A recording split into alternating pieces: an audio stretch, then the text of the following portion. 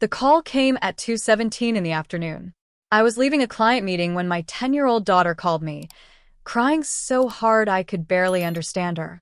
Between sobs, she said, "Mom, Grandpa is here, and Aunt Melissa is going through your room." For a second, I thought she had to be mistaken. Then I heard my father's voice yelling in the background. My daughter was terrified. My sister was searching through my house, and neither of them had permission to be there.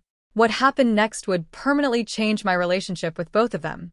My name is Emma, and if there's one thing I've learned as a single mother, it's that peace is something you have to protect, especially from family. I was 35 years old, raising my 10-year-old daughter, Lily, after my divorce. Life wasn't perfect, but it was stable. I had a good career, a comfortable home, and most importantly, Lily felt safe. At least she did until that afternoon. The problems had actually started months earlier after my grandmother passed away. Grandma Evelyn had always been the peacemaker in our family. When her estate was settled, everyone received exactly what she had specified in her will. Simple, fair, finished, or at least it should have been. My older sister, Melissa, didn't see it that way. For some reason, she became convinced that Grandma had secretly left me something valuable. A hidden account, rare jewelry, additional property, something. At first, I laughed it off. Then the question started. Are you sure that's everything? What documents did Grandma leave you? Why did she trust you with the records? The questions became accusations. The accusations became obsession. My father eventually joined her side. Neither of them could accept the possibility that there was no secret treasure to find. I refused to argue. I had a job, a daughter, a life. I wasn't interested in family drama. Then came Thursday. I had an important client meeting across town. Lily was home with our regular babysitter, Karen, a retired teacher who had watched her for years. Everything was normal when I left. Lily was doing homework. Karen was making snacks. And I expected to be back before dinner. At 2:17 p.m., my phone rang. I almost ignored it because I was walking into the meeting. Then I saw Lily's name. The second I answered, I knew something was wrong. She was crying. Not regular crying. Terrified crying. The kind that makes a parent's heart stop. "Mom," she sobbed. "Lily, what's wrong?" "Grandpa's here." I froze. What? Aunt Melissa too. I could hear shouting in the background. A man's voice. My father's voice. Then a loud sound somewhere in the house. My stomach dropped. What are they doing? "She's in your room," Lily cried. "She's opening drawers and looking through everything." For a moment, I couldn't process what I was hearing. Karen came onto the phone. "Emma." I stepped outside for less than 2 minutes to receive a delivery. When I came back in, they were already inside. I started walking toward the exit. Fast. Did I give either of them permission to be there? No. That was all I needed to hear. I ended the call, called the authorities, then ran for my car. The entire drive home felt endless. Every possible scenario raced through my mind. When I finally turned onto my street, I slammed on the brakes. 2 police vehicles were parked outside my house, and standing on the front lawn was my father, looking completely stunned. I jumped out of my car before the engine was even fully off. The first thing I saw was Lily. She was standing beside Karen near one of the police vehicles, clutching a stuffed rabbit against her chest. The second she saw me, she ran straight into my arms. I knelt down and hugged her tightly. "It's okay," I whispered. "I'm here." Her shoulders relaxed slightly.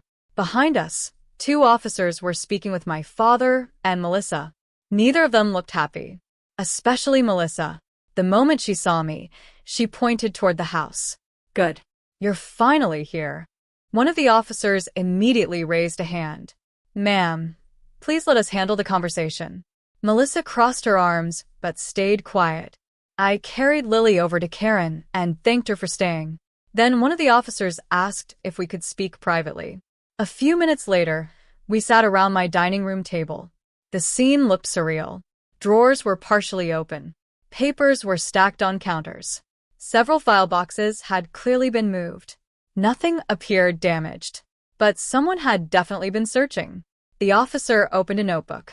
Miss Carter, can you confirm whether your father or sister had permission to enter your home today? No. Did you invite them? No. Did you authorize them to search your personal belongings? Absolutely not. The officer nodded and made a note. Then he turned toward Melissa. Can you explain why you entered the property? Melissa immediately launched into her explanation. She was convinced Grandma had hidden important documents. She believed I knew where they were. And she thought those documents would prove there was additional inheritance money somewhere. The officer listened patiently, then asked a simple question. So, you had permission to enter? Melissa hesitated. No. The officer wrote something else down. My father finally spoke. We weren't trying to cause trouble. Then why was my daughter crying? I asked. Neither of them answered. That silence spoke volumes. Karen later confirmed exactly what had happened. Melissa had entered first, then began opening drawers, cabinets, and file boxes. My father followed her through the house demanding answers to questions nobody could answer. Meanwhile, Lily had become increasingly frightened, listening to adults argue in her home, a place that was supposed to feel safe. That realization hurt more than anything. Nothing had been stolen. Nothing had been broken. But trust had absolutely been damaged. Eventually, Melissa pointed toward a filing cabinet. That's where she's keeping it. I almost laughed. Keeping what? The truth was far less exciting. Grandma hadn't left me secret wealth. She had simply asked me to organize family records because I was the most detail-oriented person in the family. I opened a storage box and produced the documents proving it. For the first time all afternoon, Melissa looked uncertain. Then one of the officers picked up a folder she had been desperately searching for. He opened it, read the first page, and suddenly, the entire conversation changed. The room became completely silent. The officer slowly lowered the folder onto the table. Is this your grandmother's letter? He asked. I nodded. It is. Melissa immediately leaned forward. A letter? The officer handed it to me. I recognized the handwriting instantly. Grandma Evelyn's neat cursive covered several pages. The letter had been written a few months before she passed away. I took a breath and began reading. To my family, if you're reading this, I'm gone, and I hope you're remembering what matters most. The room remained quiet. Even Melissa stopped interrupting. Grandma went on to explain why she had asked me to organize family records. Not because I was receiving extra money, not because I was her favorite, but because she trusted me to keep things orderly and fair. Then came the part that changed everything. She wrote about how easily families can damage themselves through suspicion, jealousy, and assumptions. She warned that chasing imagined secrets could destroy real relationships. And near the end, she included a sentence none of us would ever forget. The greatest inheritance I can leave is not property or money. It is the hope that you choose each other over pride. When I finished reading, nobody spoke. My father stared at the floor. Melissa looked as though all the anger had drained out of her. For months, she had convinced herself there was a hidden fortune, a secret advantage, a mystery waiting to be uncovered. Instead, she had found a reminder that she had ignored everything Grandma actually valued. My father finally broke the silence. I'm sorry. His voice cracked. He looked toward Lily, who was sitting quietly beside Karen. I'm especially sorry to her.